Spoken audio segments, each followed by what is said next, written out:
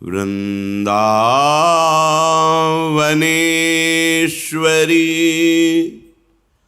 तवैव पदारविन्दं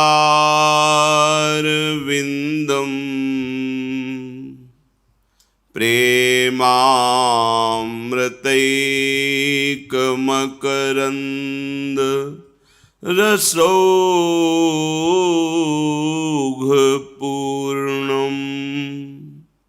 हृद्यर्पितं मधुपते स्मरतापमुग्रं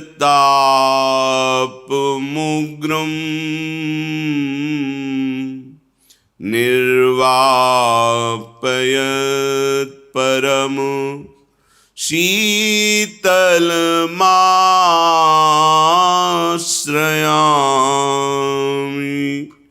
निर्वापयत् परम शीतलमाश्रयामि।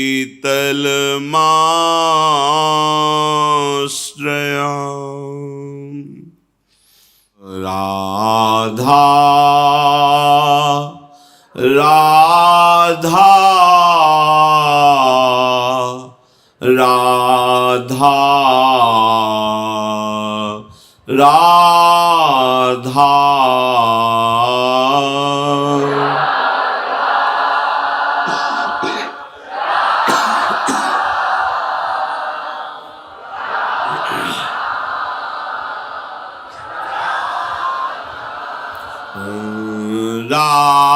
राधा राधा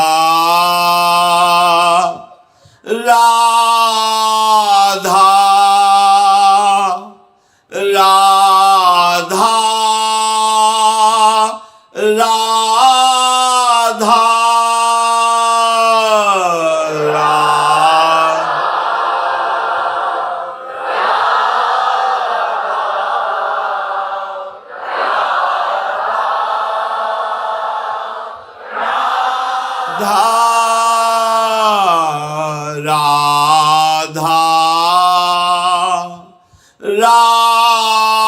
राधा राधा राधा राधा राधा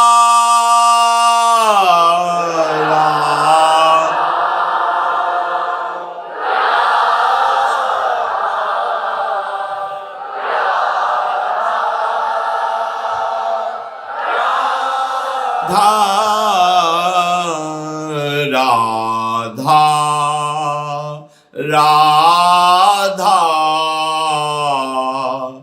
राधा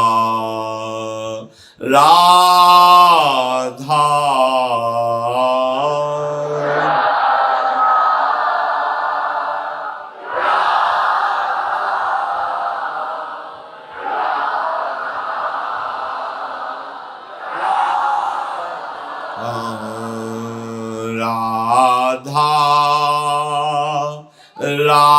राधा राधा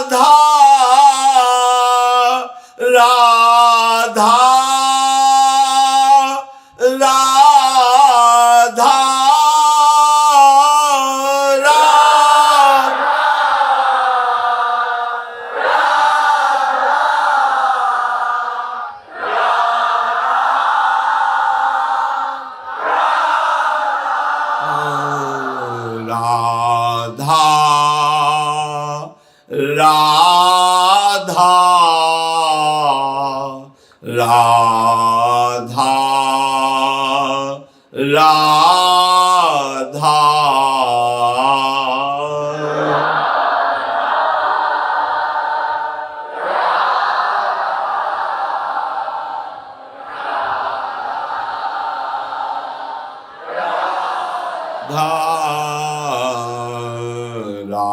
राधा राधा राधा राधा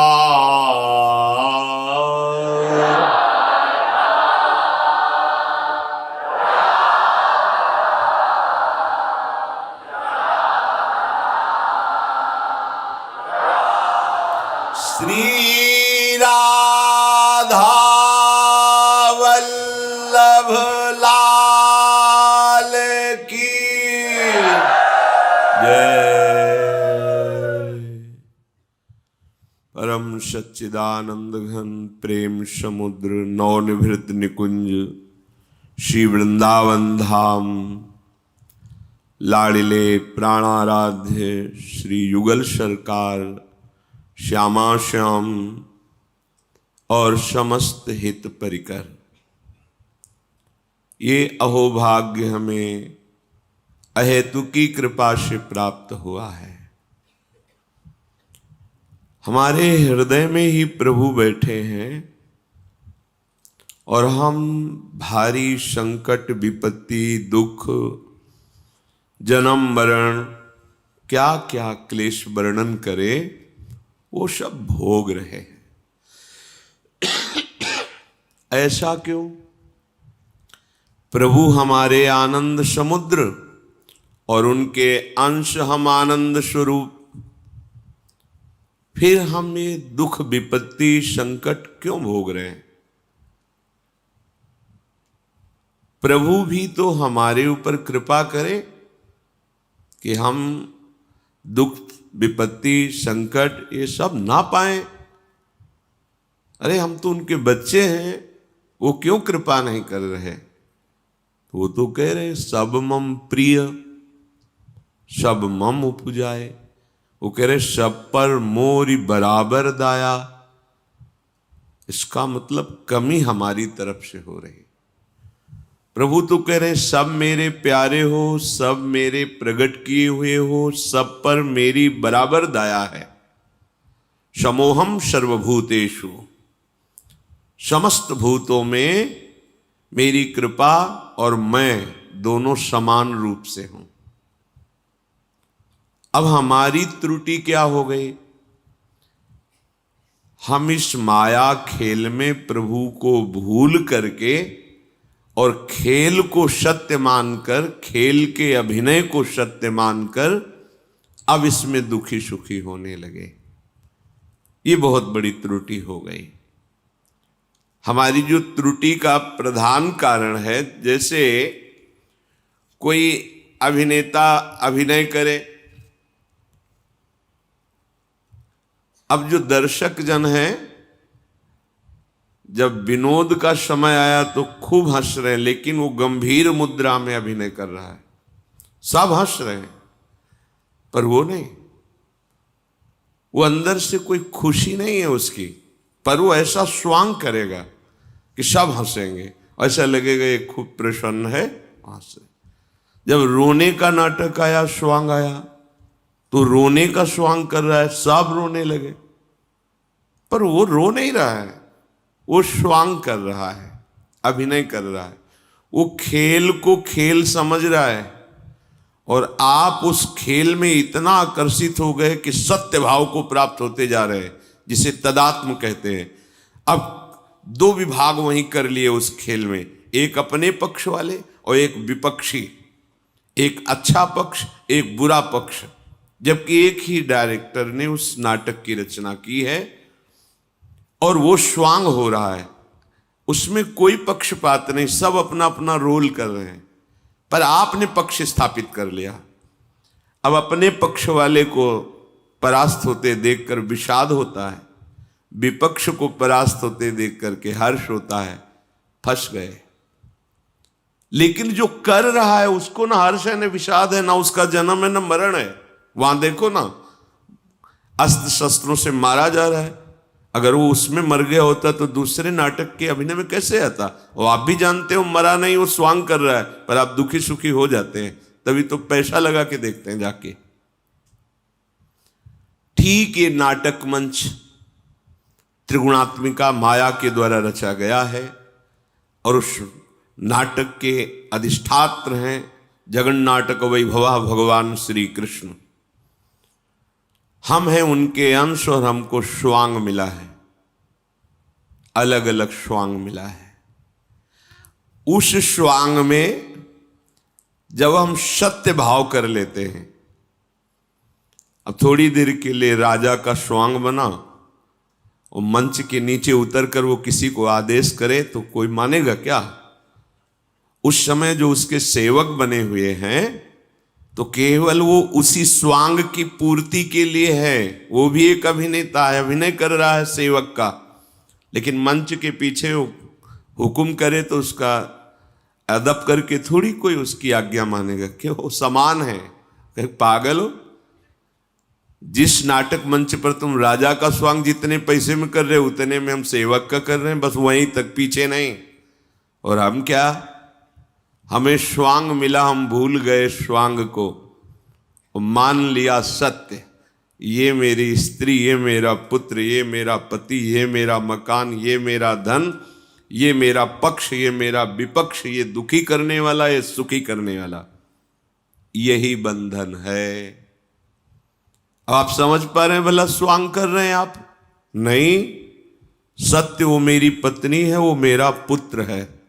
यही माया है जो त्रिकाल में सत्य नहीं है उसको तुम्हें सत्य भाषित करा दे, और जो त्रिकाल सत्य है उसका अनुभव न होने दे। यही भगवान की भ्रमात्मक माया है। श्री भगवान करुणा करके कह रहे हैं, ये दारागार पुत्राप्तान प्राणान वित्तमिमं परम हित्वा माम शरणम याता। बहुत सुंदर बात। कथम तास्त्यक्तु मुत्सहे, जिसने सब कुछ छोड़ दिया, केवल मेरे को स्वीकार किया, स्त्री, पति, पुत्र, बंधु, परिवार, धन, मकान, जमीन, लोक, परलोक, शरीर, मन, सब कुछ क्या छोड़ दिया? मेरा नहीं है। अंदर से मेरे कौन है? प्रभु हैं। मेरे सिर्फ प्रभु हैं। ये देखो, प्रवचन नहीं है। जब कोई फिसलता है पहले ही प्रभु संकेत कर देते कि भैया सावधान, आगे तुम्हें काई दिखाई नहीं दे रही पर हमें दिखाई दे रही, तुम फिसल रहे हो, सावधान हो जाओ। ये परमार्थ पथ है। यहां से फिसलने के लिए तुम्हें बहुत ज्यादा स्वादिष्ट और कीमती वस्तु दिखाई जाएगी, लेकिन जब तुम उस जगह पहुंचोगे तो वस्तु गायब हो जाएगी। आधी छोड़ पूरी को धावे, पूरी मिले न आधी पावे, मान जाओ। पर उसको लगता है कि ये हम जो कीमती वस्तु प्राप्त करने जा रहे हैं इनको सहन नहीं हो रहा, इसीलिए रोक रहे हैं। सच्ची बात मान लीजिए, वैर विरोध जनित त्याग की यहां बात नहीं कर रहे। वास्तविक आपका कुछ नहीं है, कोई नहीं है। पता नहीं आपको कौन सी अज्ञान की वृत्ति जिससे आपको लगता है आपको कोई प्यार करता है, आपके कोई हैं। हम बचपन से बाबा जी हैं इसलिए नहीं कह रहे, पर वो वृत्ति आती है, वो दृष्टि आती है, तब दिखाई देता है केवल प्रीतम ही प्रीतम है, कोई है ही नहीं। और जिसे किसी को और माना अपना, वहां जब प्रेम का माप डाला तो प्रेम ही नहीं है, केवल स्वार्थ है। केवल अक्षर अक्षर में स्वार्थ है उसके, कहीं कोई प्रेम नहीं। तब लगता है कैसे बावरे जन हैं जो अमूल्य जीवन को अपने निश्चित घर पर पहुंचाने की जगह बाहर भटकते ही चले जा रहे हैं, ऐसे वन में जहां न विश्राम है, न कोई अपना है और ना कभी किसी भी तरह की शांति है, अशांत ही अशांत।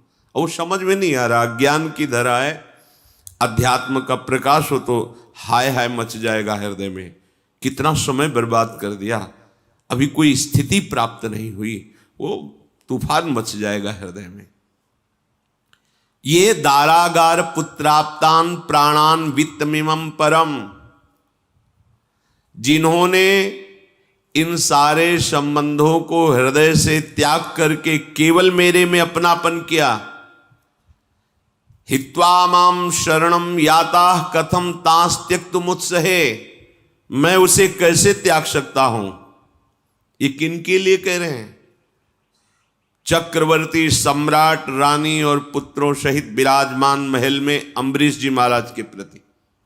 आप कह सकते हैं कि सन्यास धर्म का उपदेश भगवान कर रहे हैं, नहीं, गृहस्थ धर्म में चक्रवर्ती सम्राट पद पर विराजमान महाराज अम्बरीश और विरक्त धर्म की चरम सीमा में विराजमान महर्षि दुर्वासा जी से कह रहे हैं कि मैं ऐसे को कैसे त्यागने की सोच भी कैसे सकता हूं, कैसे छोड़ सकता हूं। कथम तास त्यक्त मुत्सहे, किसको?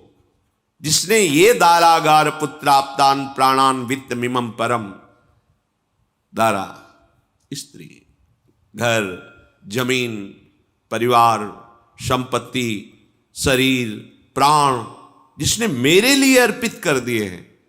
तो कोई एहसान नहीं किया, भगवान को तुमने कुछ दिया नहीं, बेईमानी से बच गए, भगवान की वस्तु को भगवान का मान लिया, तो इतने वो उदार हैं कि वो करुणा करके तुम्हारे अधीन हो गए।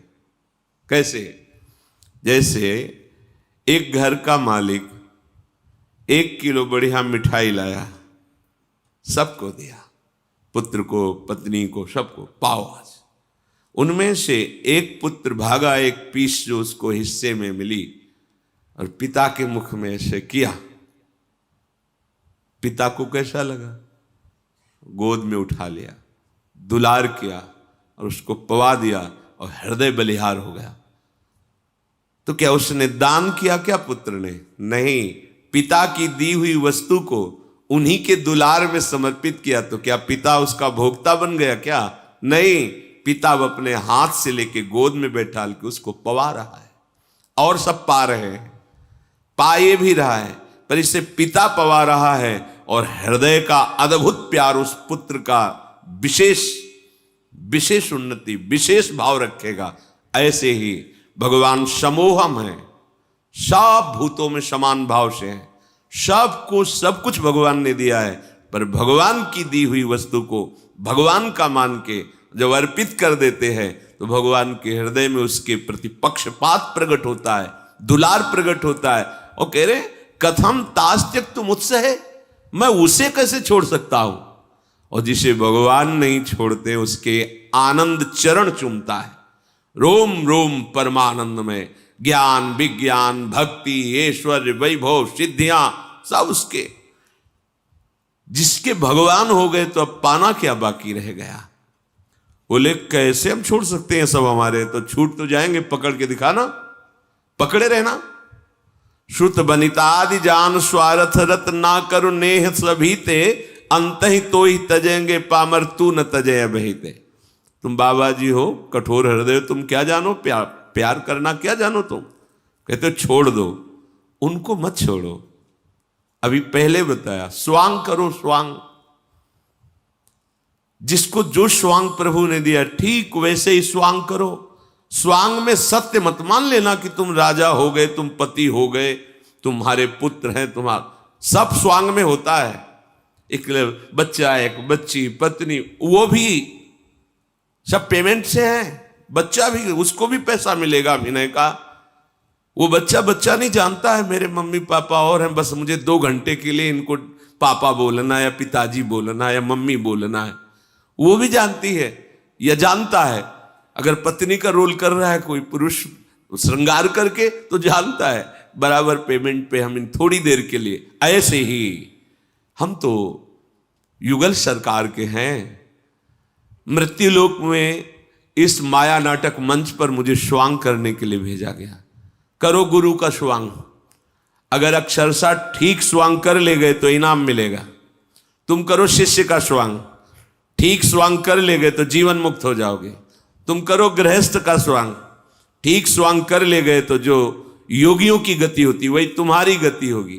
परेशानी क्या है? स्वांग करना है, पर कौन स्वांग कर रहा है?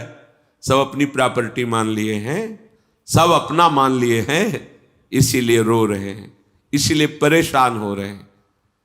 अब शास्त्र की बात तुम्हारी समझ में नहीं आती क्योंकि समझने लायक बुद्धि नहीं रह गई। मोहग्रस्त बुद्धि शास्त्र भाषा को नहीं समझती, संत वचनों के हार्द को नहीं समझती है। ओ तो कह रहे थे ये दारागान पुत्राप्तान प्राणान वित्तमिमं परम, सब छोड़ दो बाबा जी बन जाओ। कहीं ऐसा नहीं लिखा, यहां कहीं नहीं लिखा कि तुम बाबा जी बन जाओ। बाबा जी से ही भगवान कह रहे हैं। दुर्वासा जी वलकल की लंगोटी लगाए हुए हैं, उनसे कह रहे हैं कैसे छोड़ सकता हूं। साधो हृदय मह्यम साधु नाम हृदयम तुहम मदन्यते न जानंती नाहम तेभ्यो मनागपि। साधु से कह रहे वो साधु है जो महल में बैठा हुआ है। साधु से कह, उनको क्या कहा? उनको कहा विप्र कह के संबोधन किया, द्विज कह के संबोधन किया। अहम भक्त पराधीनो हसुतंत्र इव द्विज। दुर्वासा जी को द्विज और अम्बरीश जी को कह रहे हैं साधो हृदयम मह्यम साधु नाम हृदयम तुहम। वो मेरा हृदय वो साधु है और मैं उसका हृदय हूं। और बड़ी बात, सर्वज्ञ भगवान कह रहे हैं मदन्यते न जानंती नाहम तेभ्यो मनागपि। वो मेरे सिवा किसी और को नहीं जानता, तो मैं उसके सिवा किसी और को नहीं जानता। तुम क्या हो? जाओ उसी के चरण पकड़ो जाके, अगर सुदर्शन से बचना चाहते हो। बहुत बड़ी बात है। ये जो लोग बहानेबाजी करते, मैं गृहस्थ हूं, मेरे से भजन नहीं होता, मैं बहुत परेशान हूं, समझो तुम तो दो चार लोगों का पालन करते हो। वो चक्रवर्ती सम्राट है, राज्यों के राज्यों का भरण पोषण कर रहे हैं। वो ऐसा नहीं कि राजकाज नहीं कर रहे। भरत जी जैसा प्रेमी अद्वितीय सिंहासन पर भगवान की पादुका विराजमान करके आज्ञा लेकर, चक्रवर्ती सम्राट पद है महाराज दशरथ का, उस पे राघव की पादुका विराजमान करके आदि। और आपका जीवन कैसा है? भरत जी का जीवन कैसा है? ये बहानेबाजी नहीं चलती। परमार्थ में, प्रेम में, सत्य वस्तु की प्राप्ति में ये बहानेबाजी नहीं चलती। हम तो गृहस्थ हैं, हमारा तुम्हें छूट दी गई पापाचरण की, विषय भोगों की छूट दी गई है क्या? तुम्हें सेवा दी गई है, स्वांग दिया गया है। तुम्हारे दो चार जन होंगे, देखो ना, जब भगवान सेवा देते तो हजारों की। बाहरी उदर पोषण करना, बाहरी व्यवस्था करना अलग बात है, और मन की व्यवस्था करना है बहुत अलग बात है। पर जो स्वांग देता है तो वो स्वांग का पूरा भाव भी देता है।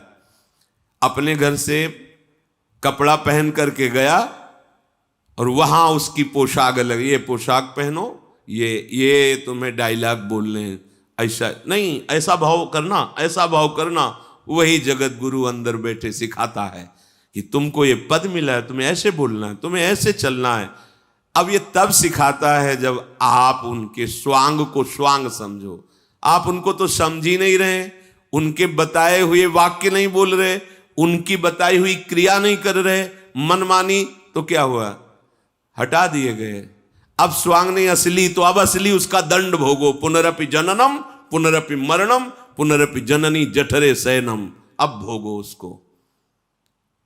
जैसे स्वप्न में कोई गला काटे तो जागे बिना दूर नहीं होता, ऐसे इस संसार में भगवत प्राप्ति के बिना तुम सुख चैन नहीं प्राप्त कर सकते। अभी मोह निद्रा में सो रहे हो। बोले तो बहुत कठिन बात है भगवत प्राप्ति करना। जैसा हम सुनते हैं रोज सत्संग में, जैसे गीता में जी भगवान ने जब मन को लगाने की बात कही तो कहा बहुत कठिन है प्रभु, वायु सुदुष्करम, वायु तूफान को रोकना जैसे कठिन ऐसे मन को रोकना कठिन। कैसे रुकेगा? भगवान ने कहा अभ्यास और वैराग्य। वैराग्य बिल्कुल तुम्हें परेशान नहीं होना। वैराग्य का मतलब वस्त्र का परिवर्तन ही केवल नहीं है। वैराग्य का मतलब भूखे रहना नहीं है। वैराग्य का मतलब चौड़े पे बैठना नहीं है। वैराग्य का मतलब है शरीर सहित जितने माने हुए संबंध हैं वो प्रभु के चरणों में समर्पित कर देना, राग रहित हो जाना। सच्चा वैरागी वही है जो अपना कुछ नहीं मानता है, वो चाहे विरक्त हो चाहे गृहस्थ हो। देखो ना, विभीषण जी रावण के महामंत्री हैं, छोटे भाई हैं, बड़ा वैभव संपन्न महल है, लेकिन भगवान उनसे कह रहे तुम सारीखे संत प्रिय मोरे, धरऊ देह नहीं आन निहोरे। तुम्हारे जैसे संतों के लिए ही मैं अवतार धारण करता हूं। बलिहारी, ये बात मन में सोचना कि अब हमारे लिए भगवत प्राप्ति बहुत कठिन है, क्योंकि वायु सुदुष्करम, मन को रोकना। तो अभ्यास और वैराग्य, वैराग्य समझ लीजिए तो कोई परेशानी। वैराग्य, हम लोगों ने कुछ वैराग्य की मान्यताएं मान रखी है, भूखे रहना, शरीर को सुखा देना, ये न खाना, वो न, मतलब ऐसी कुछ धारणाएं बन गई कि एक वैरागी एक कोई मतलब अलग वस्तु है। नहीं, जथा लाभ संतोष सदा काहो सो कछु न चाहोगो। एकमात्र प्रभु का भरोसा, वो जैसी परिस्थिति में रख रहे वैसी परिस्थिति में रहते हुए जो स्वांग दिया है, जो तुम्हें सेवा दी है, वैसे ही करते हुए उनका स्मरण करो, भगवत प्राप्ति पक्की। अपना क्या है यहां, बस ये बात समझनी। जैसे सूक्ष्मता से समझो, जब हम मां के गर्भ में थे और वहां से आए तो कौन सा कपड़ा हमारे शरीर में था, कौन सा आभूषण था, कौन सी वस्तु के हम मालिक थे, क्या हमारा था? कुछ नहीं, बिल्कुल नग्न अवस्था में पैदा हुए थे। और जो शरीर था उसकी रचना अंदर गर्भ में भगवान ने की थी। बाहर जहां आए तो अब हम अपना मानना शुरू किया, मां, पिता, भाई, घर, संपत्ति, पत्नी, पुत्र, बढ़ते चले गए और ये समझ नहीं पाए कि फिर वैसे ही इस शरीर का नाश कर दिया जाएगा, फिर वैसे ही अगला जन्म। ये क्या नाटक चल रहा है, कब तक चलेगा? विचार नहीं करते, बंधते चले जाते हैं, ये हमारा है। तो जब मां के गर्भ से निकले थे तो क्या लेके आए थे तुम? क्या, कौन सा वस्त्र, कौन सी पोशाक, कौन सा आभूषण, कौन सा संबंध, क्या? थोड़ी देर निकलने के पहले ही भगवान से बातचीत की थी, एक बार निकाल दो, बस निकलते ही मैं जाकर ऐसा भजन करूंगा कि दोबारा मां के गर्भ में ना आना पड़े। भगवान कपिल देव जी जीव की गति का वर्णन करते तब उसमें आता है।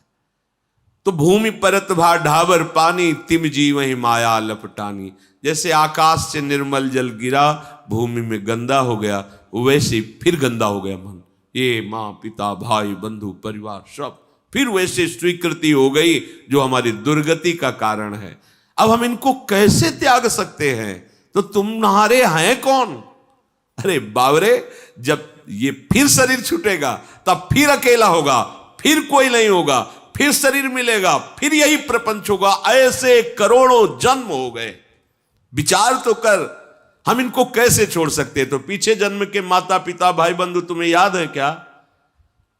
रोज एक दीर्घ नया स्वप्न है, ये शास्त्रीय भाषा है। ये तुम्हारा जो नया जन्म है ये एक बड़ा स्वप्न है। फिर सो गए वो मृत्यु, फिर जगह नया स्वप्न, नया घर, नई दुकान, नया मकान, नए रिश्ते, नए नाते, फिर सो गए, फिर नया। कब तक ये चलता रहेगा? पुनरपि जननम पुनरपि मरणम पुनरपि जननी जठरे शयनम। बोले ऐसा क्यों बोल रहे हैं ये सब लोग? ये बड़ा कठिन है भगवत प्राप्ति। विषयेन्द्रिय संयोगात् द्यतदग्रे अमृतोपमं परिणामे विषम्यु तत्सुखम राजसम स्मृतम, क्योंकि इन्होंने रजोगुणी स्वभाव स्वीकार कर लिया और भोगों में सुख मान रहे हैं। जिसके प्रारंभ में अमृत जैसा लगे उसका परिणाम विष जैसा लगेगा। इंद्रिय संयोगात, विषयेंद्रिय संयोगात। जिस भोग में देखो भगवत प्राप्ति के मार्ग में चलने में एक विष जैसा लगता है। सुबह 2 बजे जगना होता है, सत्संग में जाना, 2 बजे जगना, फिर इतने माला करना, इतना पाठ करना, ये हमसे तो नहीं हो सकता है। हाँ, नहीं हो सकता है, क्योंकि यद तज्ञ विष में हूं। शुरुआत जिसकी विष जैसी लगती, परिणामे अमृतोपमम। तुम्हें अच्छा क्या लगता है? बोले अग्रे अमृतोपमम, जिसकी शुरुआत अमृत जैसी लगे। क्या? विषय भोग। कृत्य हो जाऊंगा अगर ये भोग मिल गया। परिणामे विषमे तत्सुखम राजसम स्मृतम।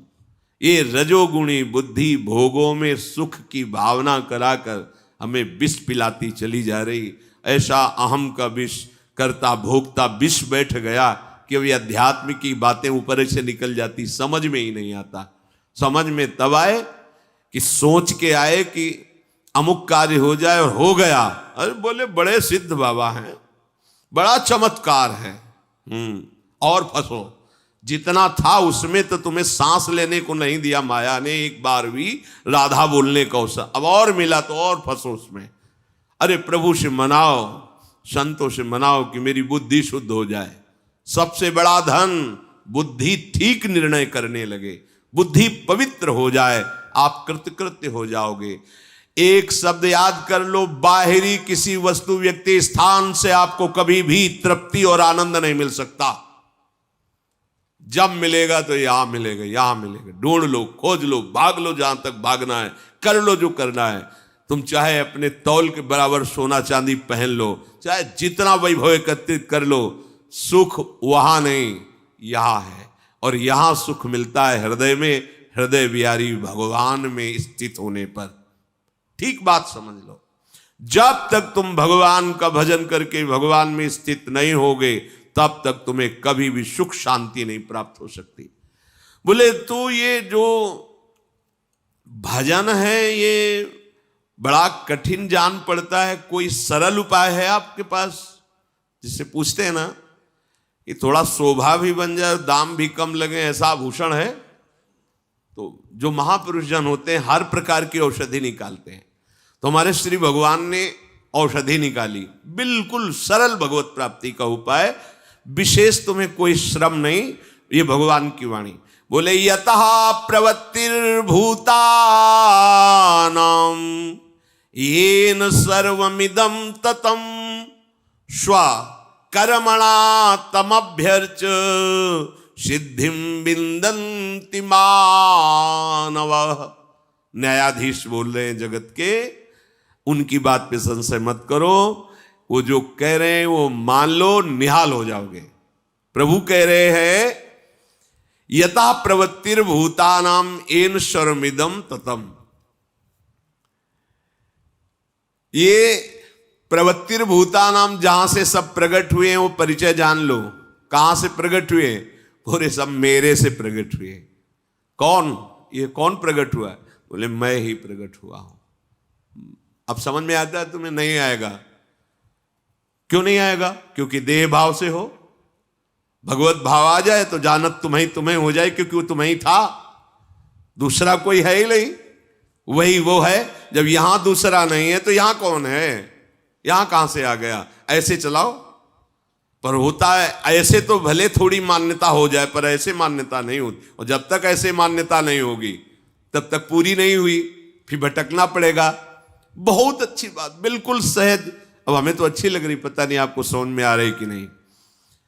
भगवान कह रहे हैं मेरे से तुम प्रकट हुए हो, मेरे से। सबको मानना है कि भगवान ही सबके जन्मदाता हैं। किसके? अपने। अरे भगवान ने मुझे फंसा दिया, तुम खुद फंस गए हो। भगवान ने दी वस्तु और तुमने अपनी मान ली, तो बेईमानी। तुम्हें दिया है कि ये वस्तु वहां हम ले लेंगे, इसको अपने पास रखो। तो ईमानदारी ये कि रास्ते भर में तुम्हें यही चिंतन करना है, भगवान की वस्तु मेरी नहीं है। तब तो तुम जब देने जाओगे तो आराम से दे दो। कोई कहेगा बहुत अच्छी वस्तु दान की, पागल हो, उन्हीं की वस्तु थी, वो हमें केवल दिए थे। है ऐसा दिमाग, है ऐसी बुद्धि? नहीं। भगवान कह रहे यथा प्रवृत्तिर भूतानाम, ये जितने जीव प्रकट हुए मेरे से निकले। तो यह निकले कौन है? बोले मैं ही। जितने भी भूत प्राणी जीव जंतु जो भी है वे वासुदेव ही बने हुए हैं। वासना वासुदेवस्य वासितम भुवनत्रयम सर्वभूत निवासोस्मि वासुदेव नमोस्तुते। मैं ही हूं। येन सर्वमिदं ततम, मेरे द्वारा ही ये सारा जगत व्याप्त किया गया। जगत भी वही, जीव भी वही। कौन? जिसने रचा है।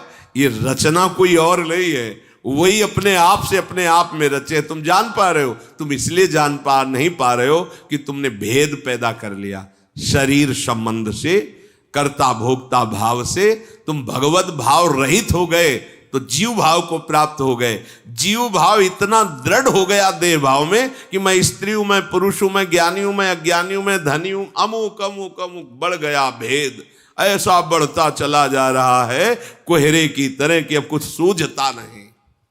सच्ची बात। अब ये कैसे समझ में आएगी जब हृदय पवित्र नहीं है? भगवान से हम प्रकट हुए हैं, हम भगवत स्वरूप ही हैं। कह रहे हैं भगवान येन सर्वमिदं ततम, जितने भी सब कुछ है, जो कुछ भी मैं ही बना हुआ हूं, मेरे से ही प्रकट है, मैं ही बना हुआ हूं। अब प्रभु कह रहे हैं कि मेरे इस भाव को समझो कि मेरी पूजा क्या है। कह रहे हैं सबके लिए सहज पूजा है। स्वकर्मणा तमभ्यर्च्य, जो तुम्हें स्वांग मिला है, जो तुम्हें सेवा मिली है, उसी को हमारी पूजा मान लो। वही मान लो का मतलब हमारी आज्ञा मानो, वही मेरी पूजा है। स्वकर्मणा तमभ्यर्च्य, सब रूपों में मैं हूं, मैं ही सब रूपों में प्रकट हुआ हूं, मैं ही प्रकट करने वाला हूं। तुम्हारा जो बंधन हो गया है वो मैं अपने लिए कर रहा हूं, मैं भोग रहा हूं। तो इस भाव को तुम मिटाओ। कैसे मिटाओ? जो तुम कर रहे हो वो मेरे लिए करो। स्वकर्मणा तमभ्यर्च्य। आप एक दुकानदार हो तो दुकान को अपना मंदिर समझो। खोलने के समय पहले जैसे प्रणाम किया जाता है मंदिर के पट को, दरवाजे को भी ऐसे प्रणाम करो। वो अंदर जाओ और अंदर भाव से कि मैं भगवान की पूजा के लिए 10 घंटे 12 घंटे यहां बैठूंगा और हर ग्राहक के रूप में मेरा भगवान आएगा और पूजा रूप से मेरा क्रय विक्रय होगा, और जो उससे बचेगा तो घर में बैठे हुए भगवत स्वरूप परिवार का पोषण करूं, निश्चित भगवत प्राप्ति हो जाएगी। पर ऐसा रहता है क्या? नहीं रहता। मेरी दुकान भगवान की काहे की? हां बचेगा कुछ ज्यादा, कुछ मान लो 10 20 50 लाख बेईमानी से बच जाएंगे, 1,50,000 वृंदावन जाएंगे, साधु महात्माओं को दे देंगे, वो पाप नष्ट हो जाएगा। वो है तो मेरी दुकान है ना, मेरी प्रॉफिट है ना, वो मेरी पत्नी है ना, मेरा बेटा है ना। तो कर्म किसके हुए? तेरे। तो भोगना किसको पड़ेगा? तेरे को। फिर कहते हैं भगवान को क्या इतनी दया नहीं आई? अरे उन्होंने तो दया क्या, वो तो वही है, तू भी वही है, तू भी वही है। कैसे तुम्हें बताए? महावाक्य तत्वम अशी, एक केवल स्वांग के लिए तुम आए हुए हो प्यारे। बिल्कुल बिल्कुल 100 में 100%, 1 भी % तुम में मिलावट नहीं है। पूरे के पूरे गंगा जल हो, पूरे के पूरे। एक चम्मच में गंगा जल, एक टैंकर में गंगा जल, और एक नहर, गंगा जल ही गंगा जल है। ऐसे ही तुम पूरे के पूरे भगवत स्वरूप हो। बस अंतर इतना हो गया कि तुमने अंतर पाल लिया, तुमने अंतर मान लिया। अब इससे बहुत ऊंची बात कह करके अगर आप अवहेलना कर देंगे तो कर दीजिए, और किए हुए ही हैं। बिल्कुल अंतर नहीं है। बस ये अंतर हटाने के लिए रोज सत्संग आपको श्री जी दिला रहे, रोज सत्संग दिला रहे। आप न मनुष्य हो, न शरीर हो, न स्त्री हो, न पुरुष हो, न भोक्ता हो, न कर्ता हो। आप विशुद्ध चिदानंद में चेतन अमल सहज सुख राशि भगवत स्वरूप हो। फंस गए हो तुम स्वयं, पकड़ लिए हो तुम इस असत को, इसी असत को त्यागने के लिए भगवत कृपा से मनुष्य शरीर मिला, सत्संग मिला। अब जैसे कहते हैं कि हम वकील हैं, हमारा भजन कैसे बनेगा?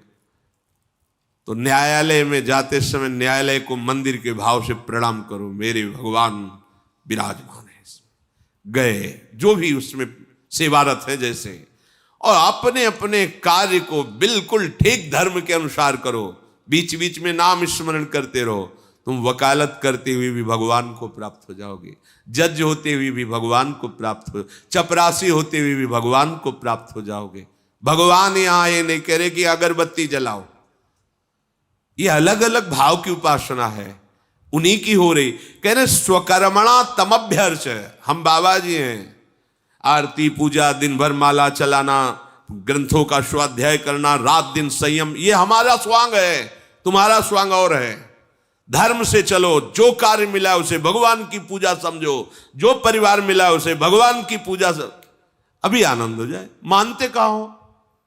जब मानना नहीं है तो फिर जानना नहीं हो, जब जानना नहीं तो पचड़े में फंसे रहना है। मोह का दलदल ऐसा है, डूबते चले जाओगे। चिकित्सक रोगियों को देखे कि मेरे प्रभु पधार रहे इस रूप में, सेवा का अवसर, नाम स्मरण करते हुए आप चिकित्सा, जो आपका अस्पताल है वो भगवान का मंदिर है। आपकी पूजा क्या है? आए हुए मरीजों को जितना ज्ञान भगवान ने दिया उसके अनुसार स्वस्थता, दुख रहित करना, निरोगता। पैसा प्रधान नहीं होना चाहिए, ये तब पूजा मानी जाएगी। और इसी का उल्टा अधर्म, हम जान रहे हैं गलत है और पैसा ले रहे हैं और उसका मुकदमा जिता रहे हैं, या हम जान रहे हैं गलत है, हम जो औषधि दे रहे हैं इससे ठीक नहीं होगा, हम जान रहे हैं कि इतने से काम चल सकता है लेकिन इसको इतना लंबा खींच रहे हैं, पैसे ले रहे हैं, वो फिर पूजा नहीं होगी, वो फिर आपका व्यापार है। उसमें फिर आपको निर्णय में जो दंड मिलेगा वो फिर मिलेगा। मालिक ऐसा है कि वहां किसी की गवाही की जरूरत नहीं होती। भगवान कह रहे स्वकर्मणा तमभ्यर्च, जो तुम कर्म छूट दिए, जो तुम कर्म कर, यत करोषि, मेरी पूजा हो जाएगी। अगर तुम उसे भगवान की पूजा मानकर करोगे और बीच बीच में भगवत स्मरण करते रहोगे तो ये तुम्हारा विश्राम स्थल हो जाएगा मनुष्य शरीर। इसी जन्म में तुम्हारा काम हो जाएगा। निष्कामता उदय होगी, सारे कर्म बंधन छिन्न भिन्न हो जाएंगे और भगवान के चरणों की प्राप्ति करना मनुष्य जीवन का परम लाभ। ये अहंकार इतना दुष्ट है, बहुत लड़ाई लड़नी पड़ती, बहुत छाती जलाता है। जो साधक है वो जानते हैं, जलती तो सबकी है, लेकिन जो विषयी है वो उसको जान ही नहीं पाते कि कौन छाती जला रहा है। वो सबसे सामने वाला जला रहा है। अगर वो कटु वचन न बोलता ना तो मेरी मैं बहुत मस्ती में था यार, वो मिल गया, उसने सारा मूड खराब कर दिया, वो उसने, सामने वाले ने उस पे। लेकिन साधक सामने वाले को नहीं देखता है, यहाँ को देखता है, छाती में देखता है। जला कौन रहा है? बोले अहंकार, बहुत कष्ट देता है। शूल प्रद नाना सकल शोक दायक अभिमाना, इसी को मिटा दो। अभिमान कैसे जागृत होता है? बस इस ढांचे को स्वीकार करते ही सारा खेल शुरू हो जाता है। मैं बस इसमें सबसे ज्यादा खतरनाक राग इसका है, तो सब कुछ छोड़ के तो भाग पड़ते हैं, लेकिन इसका राग नहीं छूटता तो बैरागी नहीं कहलाते हैं। जो इसका राग छोड़ दे वो भागे या ना भागे, काम उसका हो गया। और बड़ा कठिन है देह राग त्याग करना हमारे लिए, पर गुरु वचन और भगवान नाम में इतने सामर्थ्य है कि राग विध्वंस हो जाएगा। धैर्य पूर्वक जैसा सुना वैसा मनन करो, वैसा ही आचरण करो, तो इसी जन्म में विश्राम मिल जाए। चलते हैं पांडवों के पावन चरित्र का श्रवण करते हैं। प्रसंग चल रहा है महाबली भीमसेन को महाराज नहुष, जो अजगर के रूप में है, और अपने फांस में फांस लिए हैं। अपशकुनों की पहचान करने वाले युधिष्ठिर को पता चला कि कोई अपशकुन हो, जानकारी की कौन यहां नहीं, बोले भीम नहीं, कोई महान संकट हो गया। क्योंकि मेरे बाम अंग फड़क रहे हैं, बाई आंख फड़क रही, कई अपशकुन दिखाई दे रहे। तत्काल आगे गुरु पुरोहित धौम्याचार्य को करके भीम के चरण चिन्हों के अनुसार वहां पहुंचे जहां वो अजगर भीम को लपेटे हुए था। पूछा कि आप इतने विशालकाय हैं, आज तक कोई ऐसा त्रिभुवन में नहीं है जो भीम को निर्बल कर सके, अपने अधीन कर सके। हजारों अजगर मिलकर भी नहीं कर सकते, हजारों सिंह, दसियों हजार गजराज भी नहीं कर सकते, तुमने कैसे कर लिया? तो कहा कि मैं कोई साधारण सर्प नहीं हूं, मैं इंद्रासन पर बैठा हुआ महाराज नहुस था। मेरा ऋषियों का अपराध बन गया, जिसके कारण मैं अजगर योनि को, तो मुझे वरदान प्राप्त है, दिन के 6वें भाग में जो भी सामने आ जाएगा, वो कोई भी हो त्रिभुवन में, वो मेरा ग्रास बन जाएगा। इस कारण भीम का बल नष्ट हो चुका है। तो आप भीम को छोड़ दो, जो चाहोगे मैं दे दूंगा, जो आहार चाहोगे। नहीं, मैं अन्य आहार नहीं, जो मेरी पकड़ में आएगा वही मैं पा सकता हूं, ऐसा ऋषियों का कथन था। तो अब मेरा, यद्यपि मैं पूर्वज हूं, तुम्हारा पूर्वज हूं, जानता हूं, पर मैं छोड़ नहीं सकता, क्योंकि प्राणों से प्रिय और कुछ नहीं होता। मेरे प्राण भूख से व्याकुल है और मैं भीम को खाऊंगा। तो कोई तो उपाय होगा कि आप भीम को छोड़ सकते हैं। होगा, हाँ एक उपाय है, यदि आप हमारे प्रश्नों का उत्तर दे दे, जो मैं प्रश्न करूं उसका उत्तर दे दे, तो मैं भीम को छोड़ दूंगा, क्योंकि प्रश्नों का सही उत्तर मिलते ही मेरी सर्प योनि छूट जाएगी, तो मैं छोड़ सकता हूं। तो कल इसकी चर्चा हुई थी, कई प्रश्न महाराज नहुस सर्प योनि में महाराज युधिष्ठिर से किए थे, वो उत्तर दे रहे थे। इसमें प्रश्न किया फिर कि मनुष्य की गतियां देखने में आती हैं, स्वर्ग की प्राप्ति, कर्मों का निश्चय रूप से मिलने वाला फल और देहाभिमान पुरुष की गति, इस विषय में आप प्रकाश डालिए। तो आपने कर्मों के अनुसार जो वर्णन किया, 3 गतियां होती कर्मों के अनुसार। एक जो बहुत पुण्यात्मा होते हैं, जिनसे पाप कर्म नहीं बनते, प्रायः पुण्य और भजन में अंतर ध्यान रखना। तीर्थों में जाके खूब दान और पुण्य, सब ये यज्ञ आदि बड़े बड़े अनुष्ठान करवाना, देव मंदिरों को स्थापना करना, कुआं बावरी और सेवा करवाना, ये सब पुण्य के अंतर्गत आता है। मैं कर रहा हूं ना, और अगर यही सब प्रभु को अर्पित किया, प्रभु का दास बन करके, तो गति बदल जाएगी। जो पुण्यात्मा जन है, जिनका केवल पुण्य में ही अनुराग होता है, ऐसे हैं। हमने देखा था कानपुर में, एक जब आश्रम में रहते थे, तो गुरु आश्रम में, तो एक मैदा फैक्ट्री के बहुत बड़े, कई मैदा फैक्ट्रियां थी, पर वो पुण्यात्मा थे। देखा उनका स्वभाव, देखा वो आधा किलोमीटर दूर ही अपनी गाड़ियां खड़ी कर देते, 10 गाड़ियां उनके साथ आती थी, अंगरक्षक को सब वहीं खड़े, धोती कुर्ता गमछा, नंगे पैर आश्रम तक आना, प्रणाम करके बैठना, बिल्कुल ऐसे जैसे एक साधारण आदमी। सतचंडी यज्ञ कानपुर में की थी, करोड़ों रुपया लग, सब भोजन जो जितना चाहो पाओ। और आप सेवा जानते क्या करते थे? एक ऐसे ड्रम जैसा ले हुए साथ, और एक झाड़ू, जहां कोई दोना पत्तल भीतर डाल। जैसे कोई पूछता है यज्ञ कौन करा रहे हैं, भाई हमको तो सेवा यहाँ दोना पत्तल उठाने, आप किसी और से जानकारी की। वो स्वयं, एक पैसा किसी का नहीं, स्वयं अपना।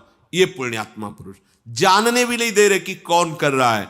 ऐसे पुण्यात्मा पुरुषों को स्वर्ग की, उत्तम लोक की प्राप्ति, भगवत प्राप्ति शब्द अलग है, उत्तम लोकों की प्राप्ति होती है। और जो शास्त्र विरुद्ध मनमानी आचरण करते हैं, क्या शास्त्र कहता है, क्या संत कहते हैं, उसकी तरफ ध्यान ही नहीं, फिर उनको नारकी गतियों में जन्म मिलता है और नरक की प्राप्ति होती है। वहां कष्ट भोग करके नीच योनियों को प्राप्त होते हैं। और जिनसे कुछ पाप बने और कुछ पुण्य बने, उनको मनुष्य मृत्युलोक की प्राप्ति, जिसमें मनुष्य योनि, ये दोनों से मिश्रित है, पाप और पुण्य दोनों से मिश्रित शरीर की रचना होती है। जो आलस्य और प्रमाद का त्याग करके किसी की हिंसा न करते हुए अपने शास्त्र संयम के द्वारा दान और शुभ कर्म प्रभु को अर्पित करते हुए भजन करते हैं, वो भगवत प्राप्त होते हैं। 3 गतियां, और ये सबसे बिलक गति। पहली गति, जो उत्तम पुण्य कार्य ही करते रहते, पुण्य उसी का सफल है, ध्यान रखना। धर्म से कमाया हुआ और कोई जान न पावे, वो पुण्य। और जो ये प्रकाशित किया जाता है तो 4 लोग जो उसकी बड़ाई करते हैं वहीं उसका प्रभाव खत्म हो जाता है। इसीलिए जो चतुर सुजान दाता होते हैं, कोई जान ही न पावे, जिसको अपने यश सुनने की अभिलाषा होती है और बड़ाई पाने की अभिलाषा होती है, सम्मान प्राप्ति, वो यहीं भोग लेता है, वो पुण्य उसको स्वर्ग ले जाने लायक नहीं रहता। स्वर्ग ले जाने वाला या उत्तम लोकों की प्राप्ति कराने वाला वो पुण्य होता है जो किया और कोई जाना नहीं। बिल्कुल, कितनी बड़ी बात है, करोड़ों अरबों रुपया लगा के यज्ञ कर रहा हो, वो व्यक्ति स्वयं दोना पत्तल फेंक रहा है। अगर कोई पूछ दे उनसे कि यज्ञ कौन करा रहा है, तो ये कहते हैं मुझे तो ये सेवा मिली, आगे तो मैं जानता नहीं, आप किसी और से बात की। पूरा निरीक्षण, और सब उनके आदमी दैन्य हाथ जोड़े सबकी सेवा में, और वो केवल दोना पत्तल भी। भगवान श्री कृष्ण की राजस्व यज्ञ में अग्र पूजा हुई और सबके चरण धोने की सेवा सरकार ने ली। दैन्य और गुप्त, देने के बाद अहंकार नहीं और देने के बाद कोई जान न पावे, वो सुकृत, वो जाते हैं सुकृत लोगों को। और जो मनमानी आचरण करते हैं, पापाचार, नरक और नीच योनियों को, जो पाप और पुण्य दोनों जिनसे होते रहते हैं, वो मनुष्य योनि को प्राप्त होते हैं। और जो अपने शास्त्र संयम के अनुसार कर्म करते हैं, दान पुण्य शुभ कर्म, ये सब भगवान को अर्पित करते और भजन करते, उनको भगवत प्राप्ति होती है, जहां आना जाना नहीं है। जो विपरीत आचरण करता है, मनमानी आचरण करता है, वो पशु पक्षी की योनियों में जन्म लेता है। इसका कारण यह है कि वो काम और क्रोध लोभ से युक्त होकर के मानवता से भ्रष्ट हो जाता है, इसलिए उसे नीच योनियों की प्राप्ति होती है।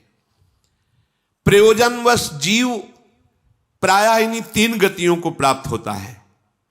ये जो चौथी बात बताई गई, ये देहाभिमानी को प्राप्त नहीं होती। देह भाव से युक्त होकर इंद्रियों की परवस्तावश जो बार बार भोगों को भोगता है, उसे जन्म लेना पड़ता है और दुख सुख का उपभोग करते हुए फिर जीवन बिताकर फिर मरण फिर जन्म।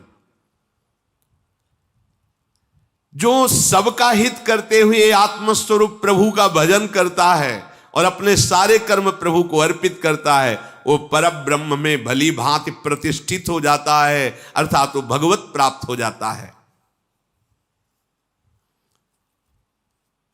तुम तो बड़े सर्वज्ञ हो, जो प्रश्न करता हूं उसका उत्तर दे देते हो।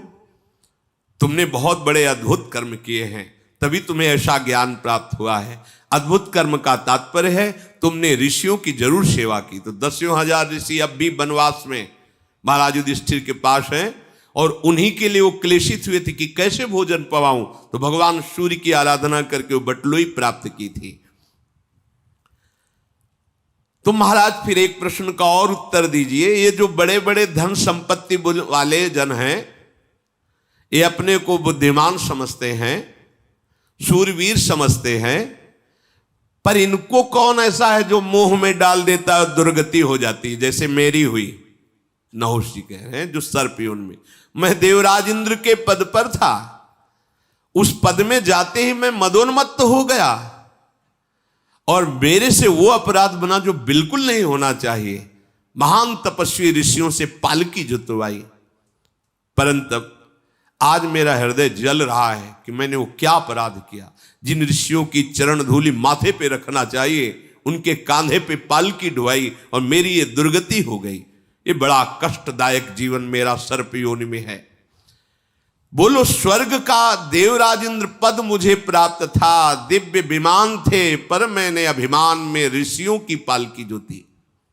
ब्रह्म ऋषि देवता गंधर्व यक्ष राक्षस कोई भी मेरे सामने आ जाए, उसकी आदि शक्ति मेरे में आ जाती थी। मेरी शक्ति तो है ही, उसकी आदि शक्ति, ये मुझे देवताओं ने वरदान दिया था। मैं जिस प्राणी की ओर आंख उठा के देख लूं, तत्काल उसका तेज नष्ट हो जाता था। मैं ऐसा तेजवान, पर मैंने ब्रह्म ऋषियों का अपमान करके अपना सर्वनाश कर लिया। ये अपने लोग देखते हैं, कहते गया गया, मान जा नहीं तो चला जाएगा। वो लगता है कि हमारे पास बैंक बैलेंस है, हमारे पास अमुक अमुक सुविधाएं हैं। ये सब ऐसे ऐसे नष्ट होने वाली भ्रकुटी विलास सृष्टिलय हुई। तेरे पास कितना बैंक बैलेंस है? यहां सर्वनाश का खेल खेलने वाला काल केवल तुम्हें बाट जो रहा है। मान जा, राधा राधा रट, प्रभु की शरण में आ जा।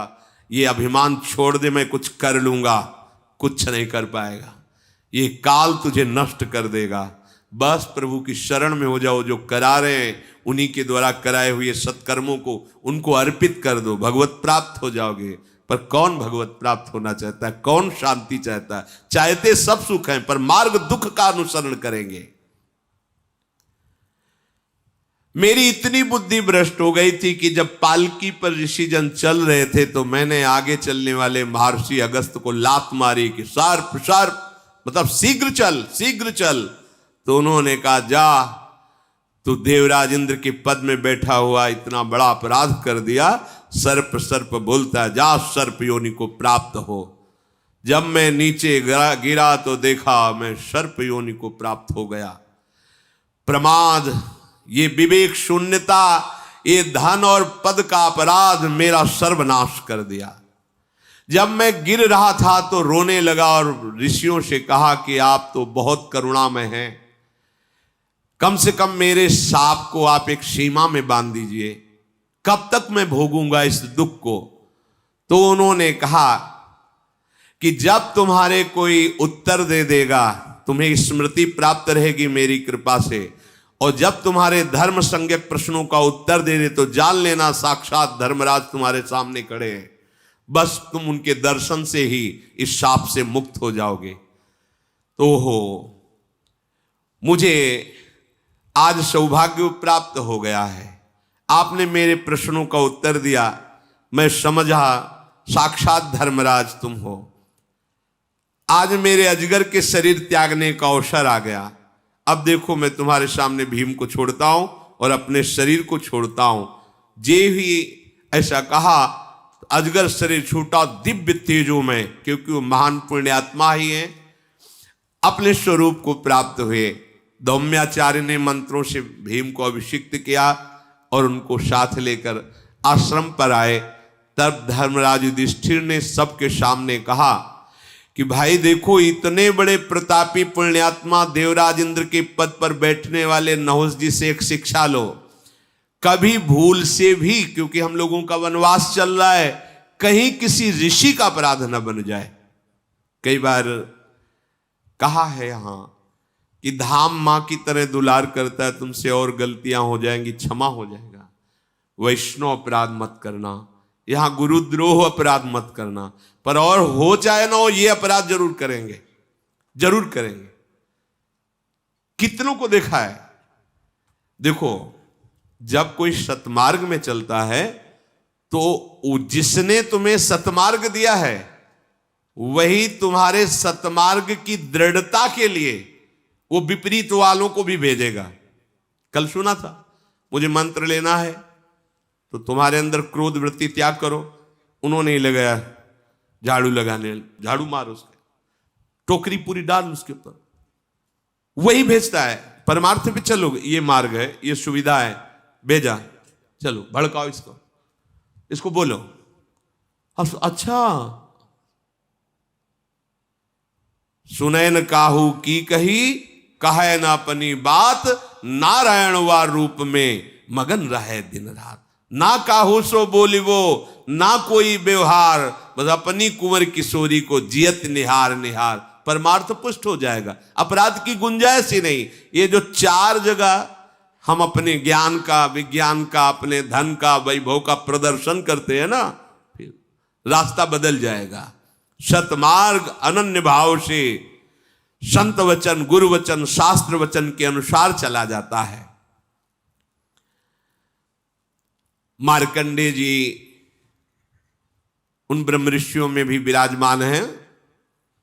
उन्होंने कहा, महाराज मैं एक तुम्हें पावन चरित्र सुनाता हूं। इस पावन चरित्र में बड़ा आश्चर्यमय है। एक विवस्वान सूर्य के प्रतापी पुत्र हुए हैं, जो प्रजापति के समान कांतिमान और महान ऋषि। वो बालक मनु कहलाए। ओज, तेज, कांति और तपस्या के द्वारा भगवान सूर्य की आराधना करते, प्रभु की आराधना करते। वो अपने पितामह महर्षि कश्यप से भी आगे बढ़ गए थे तपस्या में। बद्रिका आश्रम में दोनों बाहें उठाकर एक पैर से खड़े होकर 10,000 वर्ष तक बिना कुछ खाए पिए वायु पी करके तपस्या की। ऐसे भगवान की प्राप्ति होती थी। यहां 10 दिन जो है शांति से भजन नहीं कर सकते, सोफा में बैठ के है? खड़े होकर हाथ ऐसे। भगवत तभी लिखा है, भगवत कलयुग में बहुत सरल है, नाम कीर्तन मात्र से भगवान की प्राप्ति। क्योंकि इसमें 60-70 वर्ष में, 80 वर्ष में ढलक जाएंगे तो 10,000 वर्ष की तो यहां सोचा ही नहीं है। कितना कठिन था भगवत प्राप्ति। उस समय सिर नीचे झुका हुआ, एकटक अपलक नेत्र खुले हुए, बाल्यावस्था से घोर तपपरायण मंत्राकार वृत्ति, वही वैवस्वत मनु के नाम से प्रसिद्ध हुए। एक दिन की बात है कि वस्त्र भींगे हुए, जटाएं भींगी हुई, चीरणी नदी से स्नान करके आ रहे थे तो पीछे से आवाज आई, महाराज मेरी रक्षा कीजिए। तो उन्होंने देखा, कोई दिखाई नहीं दिया। फिर चल, महाराज सुना नहीं, मेरी रक्षा कीजिए। लौट के देखा तो एक छोटी सी मछली दिखाई दी जो जल में। मैं बहुत छोटी हूं, मैं मत्स्य हूं और बड़े बड़े बलवान जीव इस नदी में रहते हैं, मुझे खा जाएंगे, मुझे भय है। इसलिए आप तपस्या प्राण हैं, मेरी रक्षा कर सकते हैं, मेरी रक्षा कीजिए। बलवान मत्स्य मुझको अपना आहार बना लेंगे, इसलिए आप मुझे बचा लीजिए। मैं महान भय से युक्त हूं, मैं आपकी शरण में हूं और शरणागत की रक्षा करना धर्म होता है, इसलिए आप मुझे बचा लीजिए। मत्स्य की बात सुन करके मनु जी को बड़ी दया आई। चंद्रमा की जैसी कांति इस मछली की हो रही थी, उसको उठाया और अपने कमंडल में डाल लिया। वहां से लाए तो देखा, जब उठाया था तो बहुत छोटी सी थी, कमंडल में डाला तो बड़ी हो गई थोड़ी सी। तो उन्होंने बड़े मटके में डाला कि आराम से इस जल में रहेगी, और उसको पुत्र की तरह दुलार करते। तदनंतर वो मत्स्य इतना बड़ा हो गया, आवाज आई, महाराज मेरे रहने लायक ये नहीं रह गया, मेरे रहने लायक व्यवस्था कीजिए। सोचा कमंडल में इतनी बड़ी मटके में पूरी आ गई, चलो शायद इसका ऐसा ही स्वभाव हो अत्यधिक बढ़ने का। तो आपको कहां ले चलें जहां मैं अच्छे से रह सकूं। उस मत्स्य को निकाला और एक बड़ी बावली में ले गए, वहां डाल दिया। हां, अब तुम सुखपूर्वक इसमें रहो, कोई बाहरी जंतु तुम्हें नहीं खा पाएगा।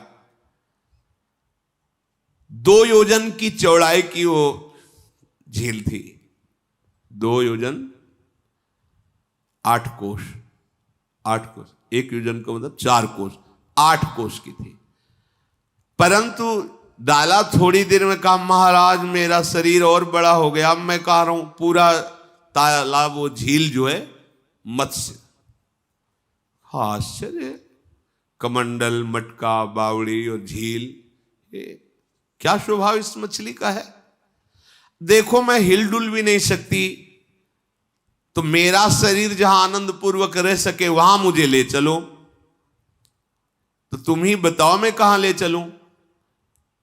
सुना है गंगा जी बहुत पावन है, वहां मुझे ले चलो। तो तुम इतने वजन की हो गए, कैसे ले चले। तुम्हारे लिए मैं हल्की हो जाऊंगी, वो शरीर इतना ही बड़ा रहेगा, वजन बिल्कुल फूल जैसा रहेगा। उठा लिया, गंगा जी में ले गए। महाराज मुझे दोष दृष्टि करके परित्याग मत करना और मेरी आज्ञा में रहना। मैं आपकी ही कृपा से भली भांति इतना पुष्ट हो रही हूं, ऐसा मत्स्य ने कहा। भगवान मनु स्वयं उसको गंगा जी में विराजमान किए। थोड़ा समय हुआ, आवाज आई, महाराज मेरी रक्षा करो। देखा पूरे गंगा के पाट को घिरे, लंबा विशाल शरीर। देखो अब गंगा जी में भी मैं हिल डुल नहीं सकती, अब मुझे समुद्र में ले चलो। पहले तो कह रही थी कि मुझे भय लगता है, जो जलचर जीव मुझे खा जाएंगे। इतनी जल्दी जल्दी इतना बड़ा स्वरूप, अब इतना बड़ा स्वरूप हम समुद्र में नहीं, आपके लिए मैं हल्की हो जाऊं, आप उठाइए। जे उठाया तो शहद में उठा लिया। अच्छा तो तुम्हें हम समुद्र तक पहुंचा देते हैं। आसानी से ले गए, समुद्र में विराजमान किया। तब मुस्कुराते हुए कहा कि मैंने तुम्हारे मनोयोग को देखा है कि चिड़चिड़ाहट नहीं पैदा हुई, नहीं होता है। पहले तो इतने बड़े फिर इतने बड़े फिर इतना स्वरूप, यहां ले चलो यहां ले चलो यहां ले चलो। आप प्रसन्न रहे और मेरी सेवा की भावना, मेरे पे दोष दृष्टि नहीं की। खास बात होती है जब आपको कुछ प्राप्त होना होगा तो आपके विपरीत जहां से प्राप्त होना वहीं से होगा। अगर आप सह गए, निकल गए, आगे प्रसंग आएगा। बहुत बड़ी यज्ञ का अनुष्ठान, शायद महाराज मरुत ऐसा नाम, बहुत बड़ी यज्ञ का अनुष्ठान किया। देवराज इंद्र घबरा गए और देखा कि वशिष्ठ जी यज्ञ कराएंगे तो सबसे पहले जाके वशिष्ठ जी को निमंत्रण, हमारी अमुक सेवा में अमुक।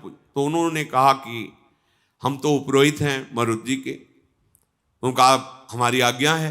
इतने में आ गए और कहा गुरुदेव मैंने ऐसी यज्ञ का अनुष्ठान। तो उनका पहली बात तो तुम मनुष्य हो और देवराज इंद्र की आज्ञा के आगे तुम्हारी प्रार्थना कुछ नहीं महत्व रखती, जो ये आज्ञा करेंगे वैसा। अब हम असमर्थ है, तुम्हारी यज्ञ यही चाहते थे देवराज इंद्र। वो बड़े विकल हुए कि गुरु तो हमारे, आचार्य हमारे, देवराज इंद्र ने ये ईर्ष्यावश कार्य कर दिया कि मेरी यज्ञ ना हो। बहुत विकल थे। जब कोई धर्मात्मा विकल होता है तो कोई ना कोई महापुरुष आके उसकी विकलता का निराकरण करता है।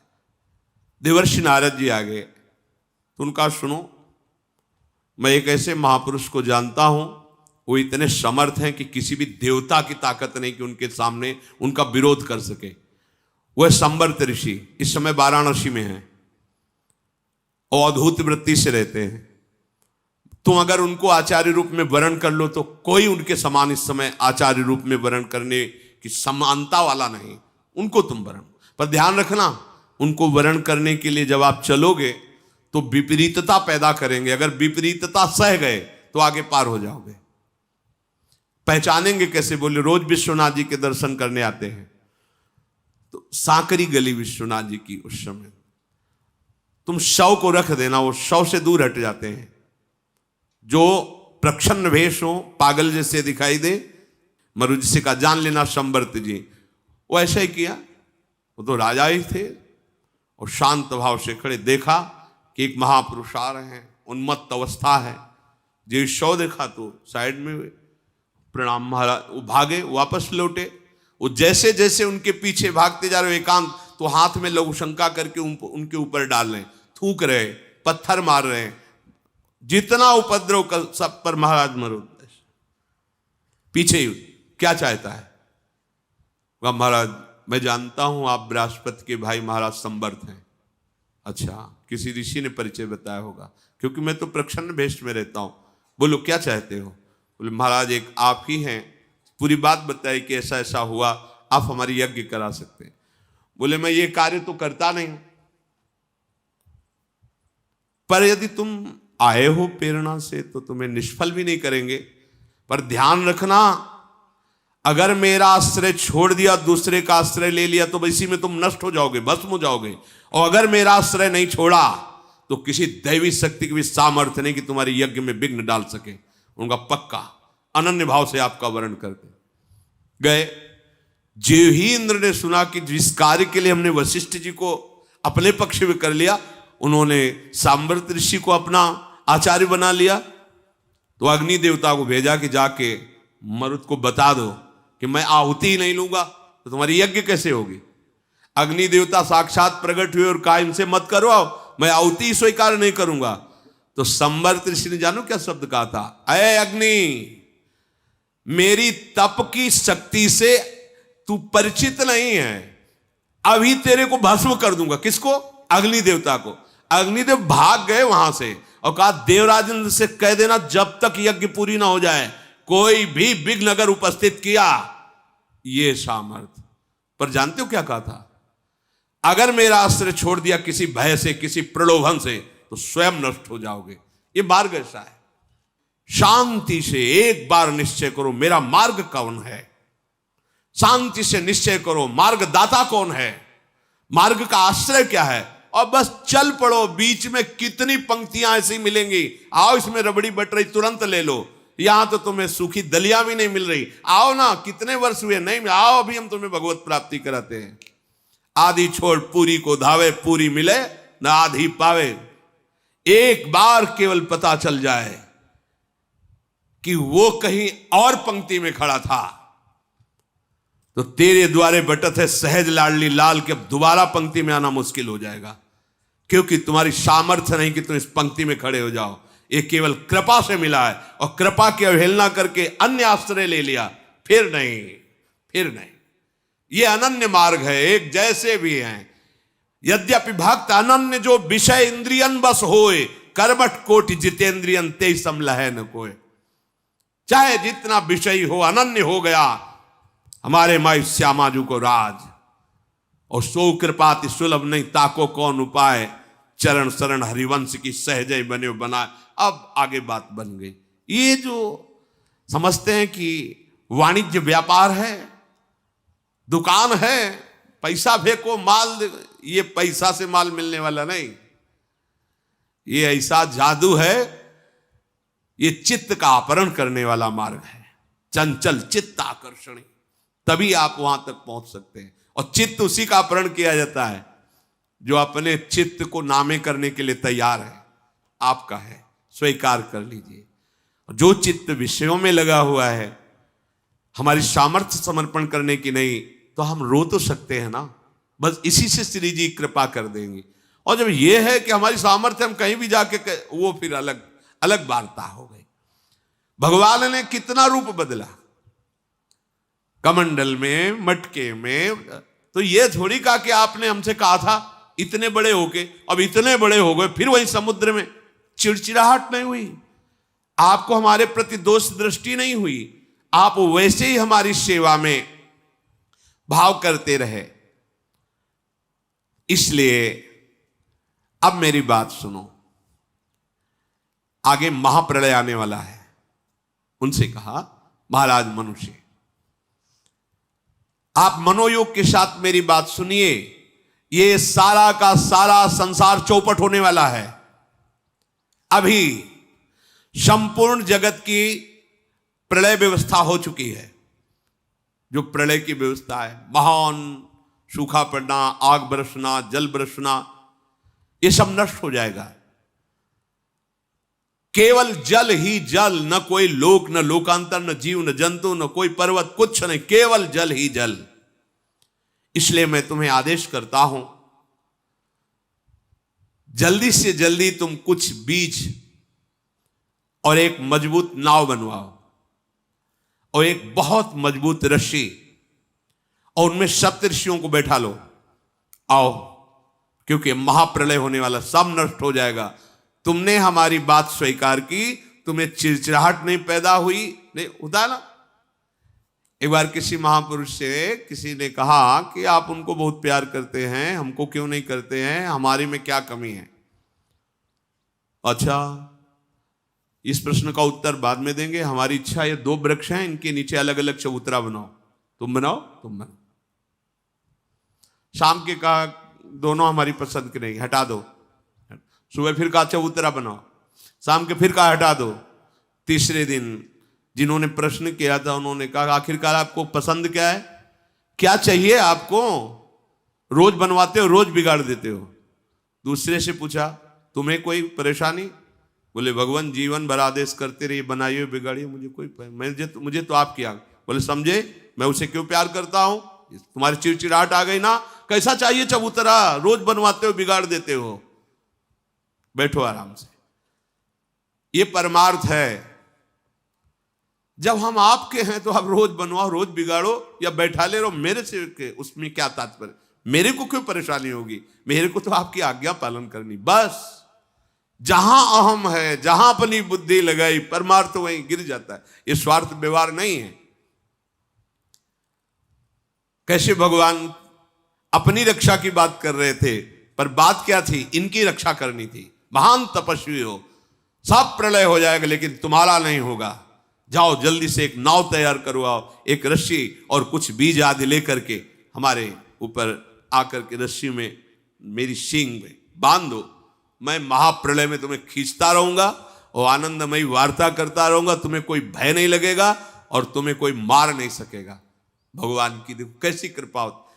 अब आप चाहते हो कि मनमानी हमारी होती रहे, विषयों को खूब भोगता रहूं और बस परमानंद की भी प्राप्ति भी हो। थोड़ा तो संभलो, जिनमें सुख नहीं है उससे पीछे हटो और महासुख की तरफ चलो। पूर्व काल में जो महापुरुषों ने उत्तम उत्तम बीज बताए हैं उनको संचित करो। मुनिजनों के प्रेमी तपस्वी मनु, मैं यही हूं, तुम आकर के केवल पुकारना, मैं प्रकट हो जाऊंगा। मेरे मस्तक में एक विशाल मजबूत सींग होगा और आप रस्सी नाव में बांधकर मेरे सींग में बांध देना। किसी और की सहायता नहीं रहेगी। मैं महान जलराशि में तुम्हें आनंद पूर्वक विचरण कराऊंगा। तुम्हें कोई भय नहीं, कोई शोक नहीं। आप मेरी इस बात को समझें, मैं केवल मत्स्य ही नहीं हूं, मैं साक्षात ब्रह्म हूं, परमात्मा हूं। यह है तपस्या का, भजन का फल। अब महाप्रलय में सबका नाश होगा लेकिन इनका नहीं। भगवान उनको महामत्स्य भगवान और वो विदा हुए। तदनंतर सप्तऋषियों का चिंतन किया। सप्तऋषि पधारे, सुंदर सुंदर बीज एकत्रित किए, नौका तैयार की गई। तदनंतर ऋषि, नौका, सप्तऋषि और बीज ये लेकर उसी स्थान पर पहुंचे और ध्यान करते हुए चिंतन किया। जे ही चिंतन किया तो मत्स्य भगवान उपस्थित हो गए। विशाल सींग, उस सींग में रस्सी बांध दी।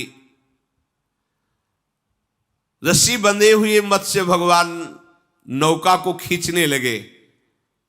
जे ही समुद्र में नौका और भगवान बस समुद्र ने मर्यादा तोड़ दी।